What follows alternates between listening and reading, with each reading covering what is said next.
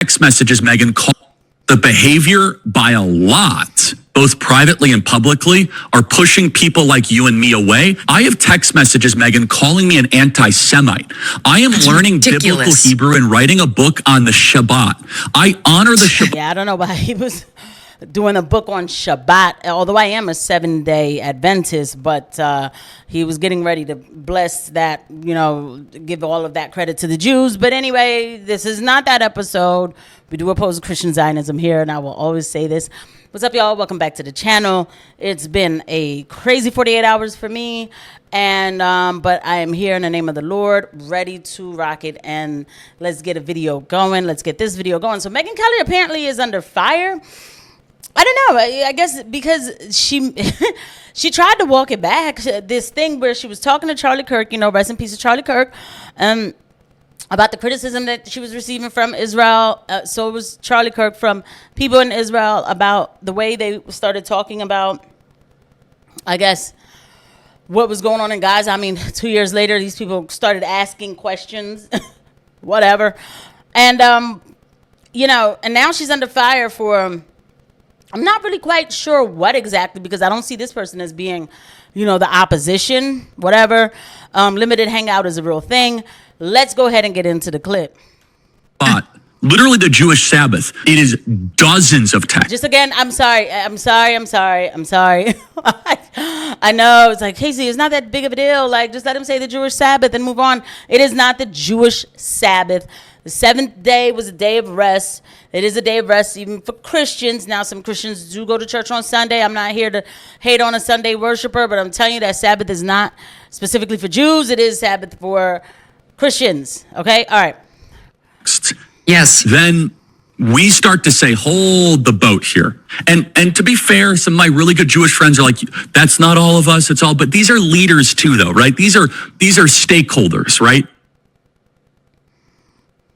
Well, back in August, Megyn Kelly spoke to Charlie Kirk about some of the extreme pressure that they both were facing in order to agree with anything and everything. Far be it from me. Okay, I promise. After this, I'm not going to cut it off again. Please don't forget to hit the like and subscribe button and the notification bell. Thank you to everybody who lands on this video. We are in gratitude. If you guys want to support, you can hit the join. There's membership. I've always loved Anna Kasparian's makeup. She always has amazing makeup. A little confused about the eyelashes. I'm a little shocked about the eyelashes. They aren't the worst. You guys let me know what you think about the eyelashes. We are not hating because it's still a nice look for her. It is still a nice look for her. Far be it for me, right? I haven't gotten my hair done in a while and everything. Don't worry, I'm coming back strong. Tomorrow I'll be back better. Sorry, just a little fun, little getaway. All right, let's get back to it. Sorry. That the Israeli government demanded of them. And the topic actually came back again yesterday with Megyn Kelly essentially referencing their exchange on social media. But all that did was lead to a fresh round of backlash toward Kelly, including from a group of vocal critics who absolutely demanded that she disavow Candace Owens and Tucker Carlson and essentially sever ties with them. And I have to say, whatever you might think about all the different figures involved in the story, I am going to give Megyn Kelly major props for her reaction, her response. So we'll get to them in a second, but first, a bit of context. So the right wing has been debating this letter that Charlie Kirk sent to Israeli Prime Minister Benjamin Netanyahu in May of this year. Now, Netanyahu had referenced that letter, or at least one part of that letter, in interviews that he did shortly after Charlie Kirk was violently and viciously assassinated. And he also claimed that Charlie Kirk was, a huge supporter, highly supportive of Israel. Others like Owens and Carlson, though, disputed that narrative. Okay, so look, I'll give you guys a little bit of background. I don't think that I'm disclosing anything that's not allowed. But if you guys can remember, I was on Tucker Carlson's show at one point this year, and I got a text message from Tucker Carlson shortly after it aired, and he told me that Charlie Kirk loved it. He thought it was an excellent conversation, and Charlie would like you to go on his show to talk about these issues. And so it was basically Tucker's way of letting me know that Charlie Kirk liked what I had to say about Israel and wanted to discuss it further on his podcast. Now, obviously, I hadn't gone on Charlie Kirk's podcast before he was assassinated, but I do think that he had criticisms of what Israel is carrying out in Gaza. He had been on the record. It was very vocal against invading Iran for a regime change war. Now, the full letter has come out and I've read it. And to be honest with you, that letter does not make it appear as though Charlie Kirk hated Netanyahu. But there had been other criticisms that he had either uttered himself, not as strongly in terms of criticism, but, you know, he had slowly but surely started criticizing some of the conduct of the Israeli government. That's not really shocking or surprising if you've been paying attention to the story. Now, in that letter, for the most part, Kirk shied away from any strong criticism of Israel. Instead, he advised Netanyahu and his government to essentially work on social media outreach in order to stop young conservative Americans from turning against Israel. And so yesterday, Kelly posted about her conversation with Kirk, writing, "The Charlie Kirk letter to Bibi is interesting for obvious reasons, but if you want to hear Charlie in his own words speaking to a friend regarding his feelings on Israel and the pressure on him, it's all here on August 6th. No filter needed. Just listen to him." And he was very upset in that conversation because he felt that the criticism that he had leveled against the Israeli government had led to smears against him, allegations that he's anti-Semitic. You get the picture. But rather than address the substance of Megyn Kelly's post, she was told by multiple people that she has to absolutely wash her hands of Candace Owens and Tucker Carlson. So here's one of the responses. Florida Dad wrote on X, "If you can't separate yourself from Candace Owens, many of us are going to separate ourselves from you. We do not have to align with everyone that claims to be of the right when their motives and history are as shady as hers." And Kelly actually responded to that post in particular, saying, "Look at this. No, I have no obligation to separate myself from anyone. I run my own media company and my own show. That show is where I express my own opinions, and I will decide what not to opine on. If you need me to condemn Candace or Tucker for their opinions in order to listen to me, then I may not be for you.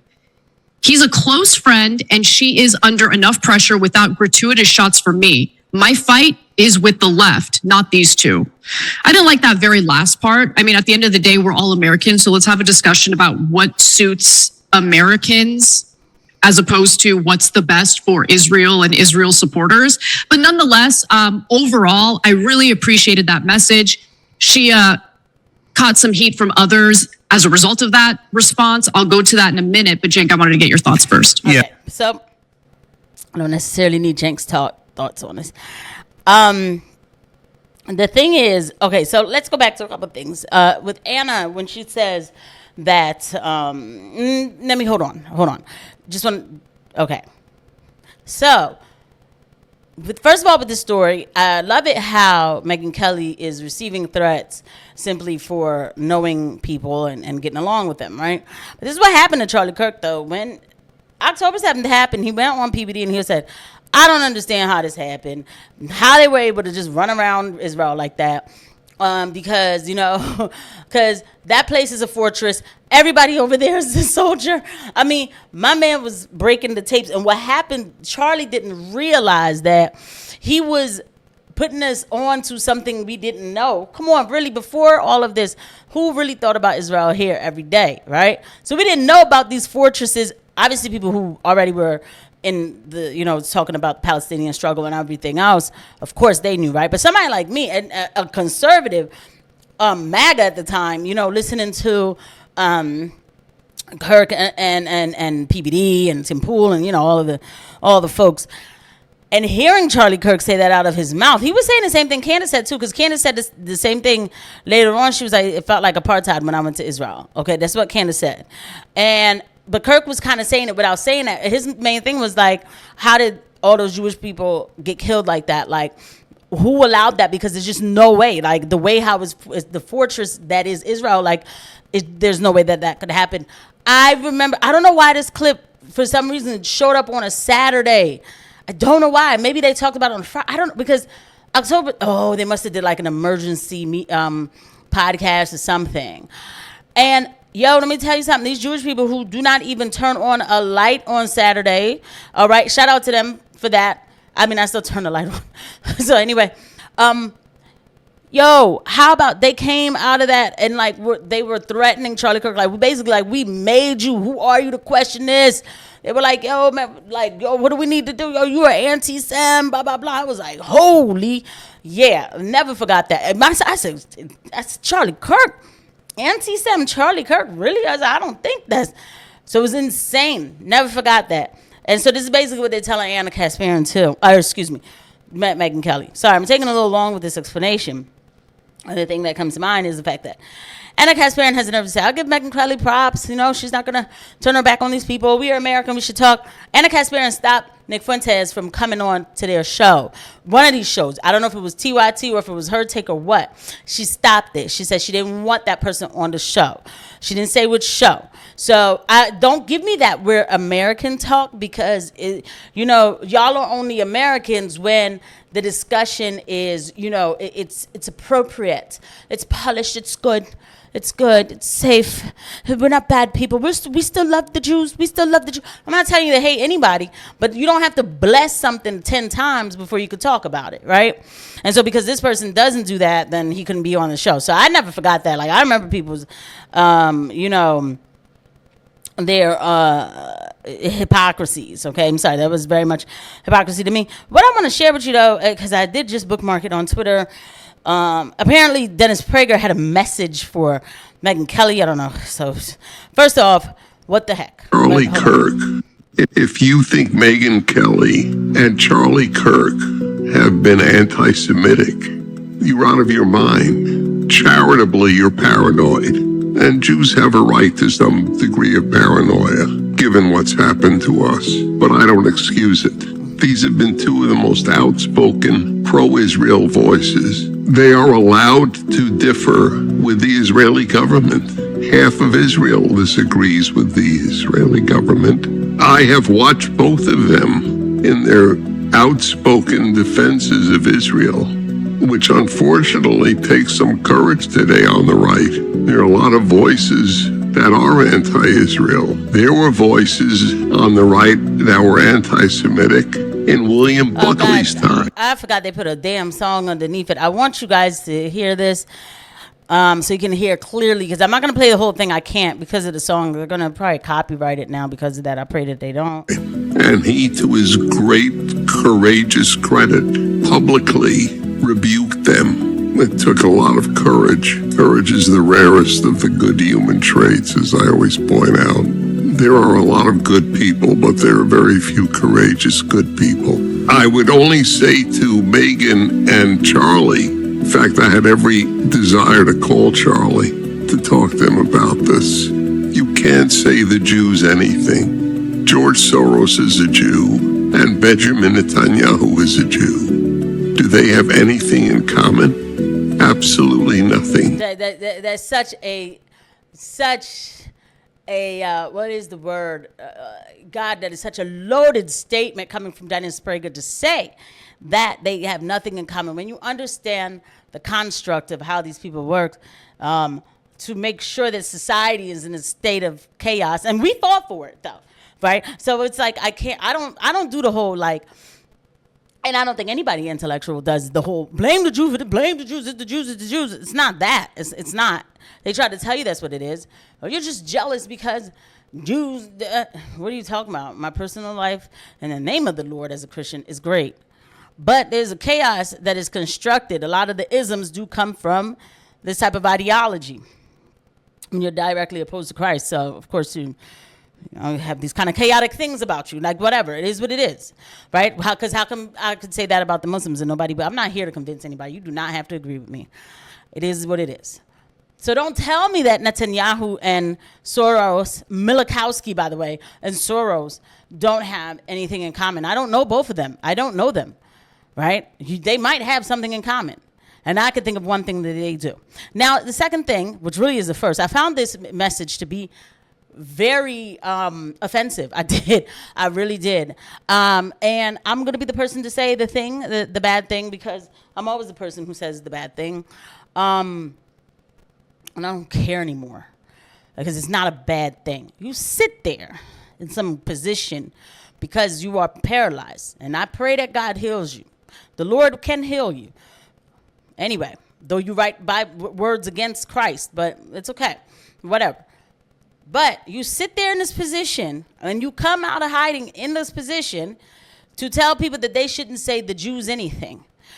Who are, so is this in defense of Charlie Kirk and Megyn Kelly? By the way, this was written, this was taped after Charlie Kirk died, but he remembered to tell people that you shouldn't say the Jews anything, and that's what he wanted to tell Charlie Kirk.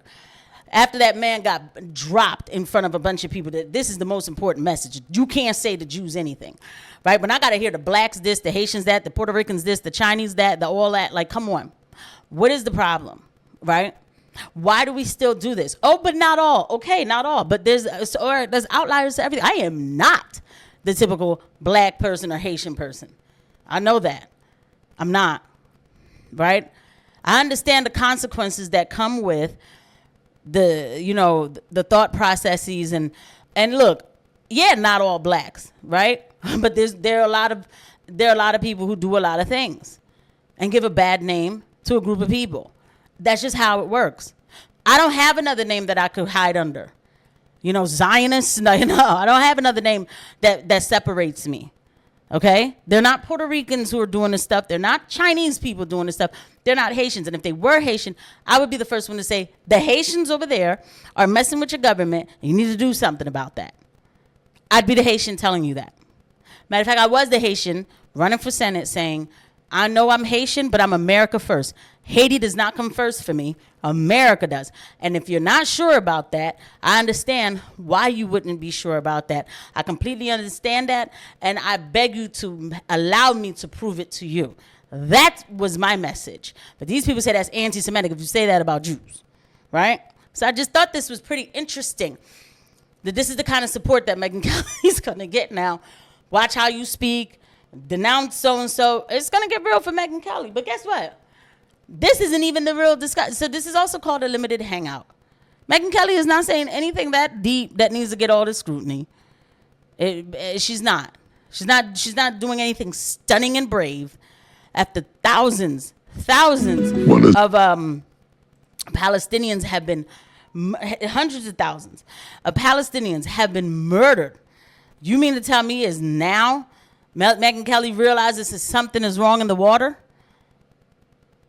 I see you guys at the next one. Bye.